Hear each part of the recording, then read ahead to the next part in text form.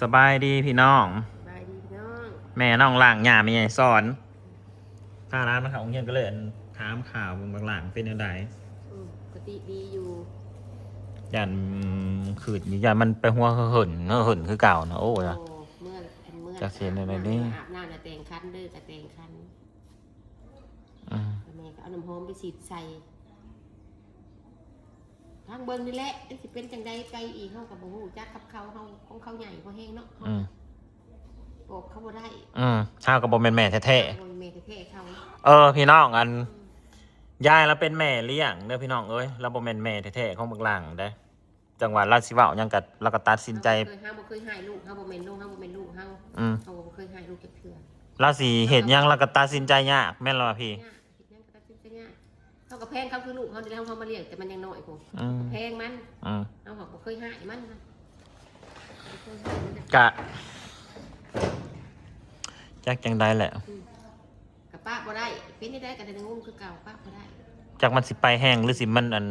หรือมันสิคอยลงหรือแนวใดนี่ยังบ่ได้หูเลยไปได้กับพังไปหากว่าสิไปซื้อน้ำแข็งก่อนว่า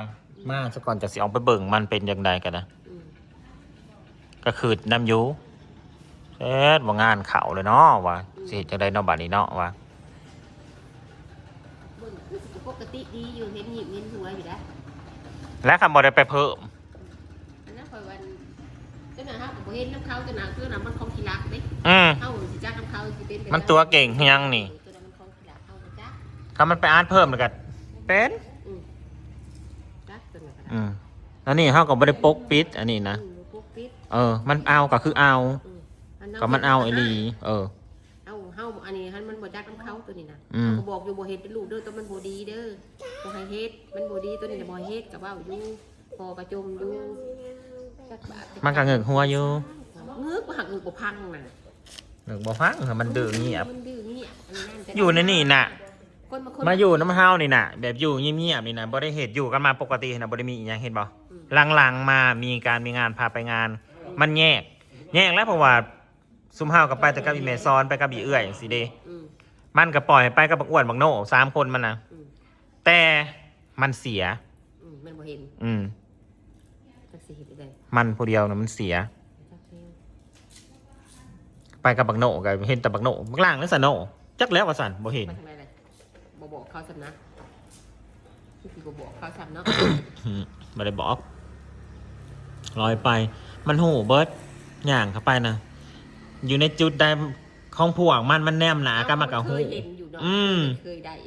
มันเคยได้นำข่าวห้าสิหูว่าผู้ใดมันว่าอาหารก็มีในนี่ก็มีขนาดอยู่ในสไลเดอร์ยังมีมันวะบังดูความหูของมันนะ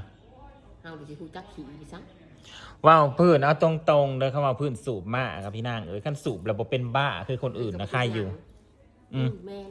ต้องสูบแล้วพอต้องเป็นบ้าเนี่ยตีมันเป็นแบบเป็น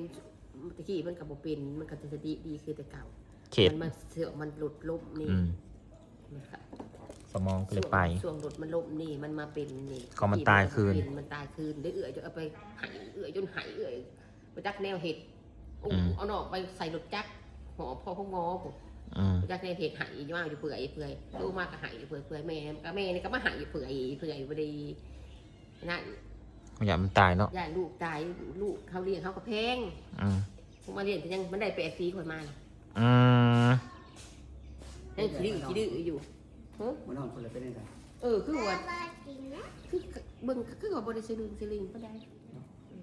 หางนอนที่บ้านหรออยู่เพื่อนคนลูกคนก็อยู่น้ำคลองมันผุนแล้วแม่เอ้ยจะว่ากันอยู่นี่แหละจะว่ากันนี่จะมันเป็นจากใดจากใดนี่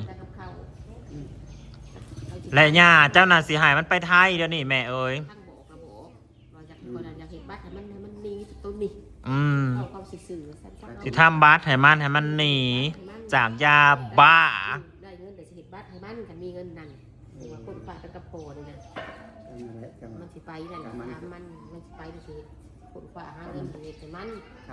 อีเถ่าสิมากินทอดพัวอีกบาทนี่กินทอดกระโอ๊ตเอาแล้วแม่เอ้ยถ้าก็มันอยู่ในนี่แหละว่ามันเป็นบ้าแต่ตัวนี้นะคอยมาอยู่น้ำเฮานี่มันอยู่ได้อยู่แต่พอมันออกไปเดสนะมันกับไปมันรู้จัก มุมดันกับหู มันหูอยู่บ่อนเข้าขายาหมองได้มันหูเบิด ห้าพันกว่าจ้า ห้าสิหูบ่เฮาบ่ได้กินน้ำมัน อาหารก็ขายนั่นก็ขายนี่ครับ นั่นแหละ อะไรมื้อจังว่ามื้อนั่นน่ะ นางนี่ก็มาหายน้ำพัวเมื่อคืนนี่ลูกโทรไปแท้ๆนะเป็นบ้านอนอยู่ตื่นขึ้นมาเพราะว่ามาหายกิกสิกกิกทิกอยู่ นี่จะได้ว่ามาคิดว่าโอ้ยมาจู ยายพัวเป็นนา มาผัวเป็น อันนั้นไปสะก่อน ก็บอกว่า อืม ไปก็ไป ไปสะก่อน ก็บอกว่า อันนี้เพิ่นตัวเรียกเมื่อแต่เจ้าใดลงไปเอาโปกหรือเอาตัวเมื่อจะ เดี๋ยวสิเบิ่งก่อนอาการมันก่อนแต่ว่าไปไทยนี่ต้องให้มันไปอยู่แล้ว ไปก่อนไป อืม ผู้ขาก็ว่าอยากให้ไปอยู่ ไป ที่ สวิตบัตร ไปกับผู้ขาบ่หรือไปแนวใด บอกแล้วให้ไปไทยนะบอกแล้วมื้อนั้น แต่ว่ามันบ่ได้เว้าเทิงเจ้าเลยได้แม่ บอกว่าก็บอกว่าแม่ก็บอกว่า อืม 9 โมงเลย2 คนแล้ววัน บ่ต้องเว้าออกมาสื่อแม่บ่ต้องเว้าสื่อเข้าออกมา เล็กน้อยหมู่เขานะ อืม เฮ้ยนะ ออกมาจังมาจังได้แล้วเฮาก็บ่ฮู้ บ่ฮู้ เขาเอามา แปลก มันเลยแปลกมากแต่มื้อนั้น กับบ้านนอนกับบ้านนอนแล้วติ๊ก ให้มันไปไทยหั่นแหละมันแล้วเขาสามารถก็บ่จบอยู่น้ำเฮานี่มันก็ลอยก็แม่นเฮาสิได้อยู่น้ำมันตลอด อีแม่ก็ขากแล่นลงมาอยู่น้ำพัวอยู่ เวลามีเวียกเราก็ขึ้นเมื่อแบบนี้เด้อืม เขาก็มีเวียกไปคือการบ่เป็นเฮาสิไปนั่งเขาไป อืม อะไรบัตรจืดมาแล้วมันอะไรบัตรดวงนะจะได้เงินเพื่อ คือเดือใจดำตัวนี้ อันไปน้อง ต้นนี้แล้วพี่ เทน้ำตัวนี้แล้ว ต้นลุงนะก็ไปน้องซิโน่แล้วกับว่าไอ้พังนะ ต้นนี้แล้ว จะไปงาน เพราะว่ามันเลยบทจบน้ำตัวนี้เลยคันบ่มี ก็ไปตัวแล้วว่าจริง มันบ่เคยตัว อืม ไปซื้อยาไปกินได้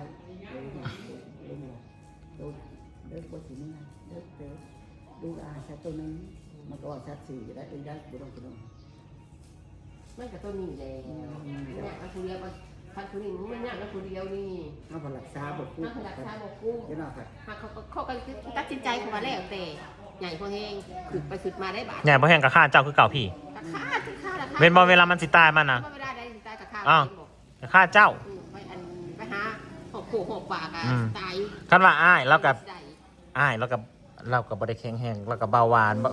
คันเราเขียนเบาหวานเราขืนพ่อแห้งแล้วหา ให้สิตายก่อนข่อย อ๋อ